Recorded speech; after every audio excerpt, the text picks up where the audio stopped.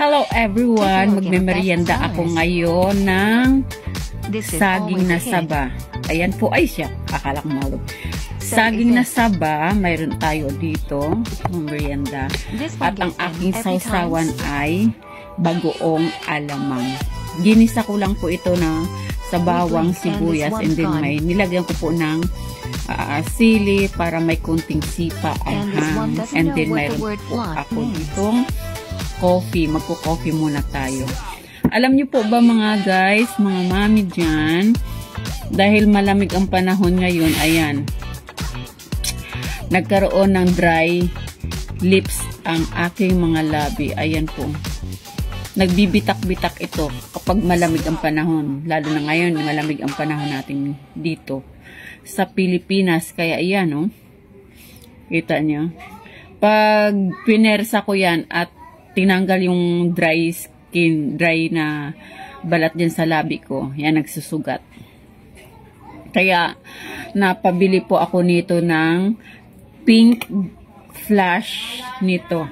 Ito yung lip oil therapy ko sa aking labi. Kaya nung sinubukan ko po ito na ibabad sa aking labi sa oras ng pagtulog sa gabi, and then pagpasok ko sa work, nilalagay ko po to. Instead na mag-lipstick ako, ina-avoid ko muna yung lipstick kasi nga po hindi maganda sa mga dry lips na mag-lipstick. Kaya ito ang aking ginagawang lipstick. Kumbaga ano lang to, oil care. Oil care lang po ito. Kaya maganda po ang kinalabasan. Hindi na po talaga siya as in nagbitak-bitak kagaya dati. Kaya kung gusto nyo po itong lip oil therapy, check out nyo na lang po dyan sa aking yellow basket, mga mamshi, sa mga kadalagahan dyan, na ang lips kagaya ko na nag-dry tuwing malamig ang panahon. And then, samahan nyo na rin po itong pink flash din po ito. Ito yung eyebrow stamp. Ito po yun, oh. Yan.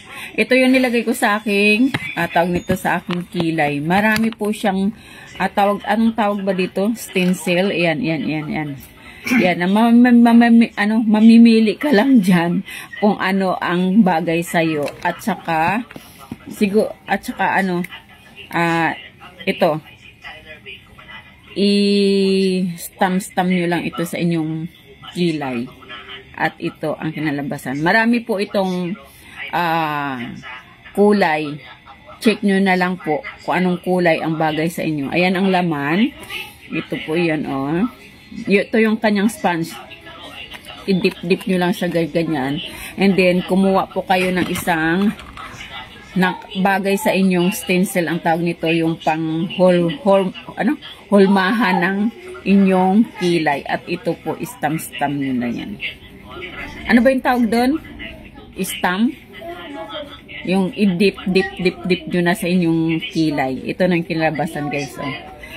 Kaninang umaga ko pa to. Ang work ko is alas 7. And then nag-out ako ng alas 4. Kaya nasa bahay na po ako ngayon magbimeryenda. Kaya ito lang po ang aking nilalagay sa aking kilay. Yan. Kung gusto nyo po, check out. Kung gusto nyo po i-try, check out nyo na lang po dyan sa aking yellow basket. Pindutin nyo na lang po dyan. May naka-arrow dyan sa aking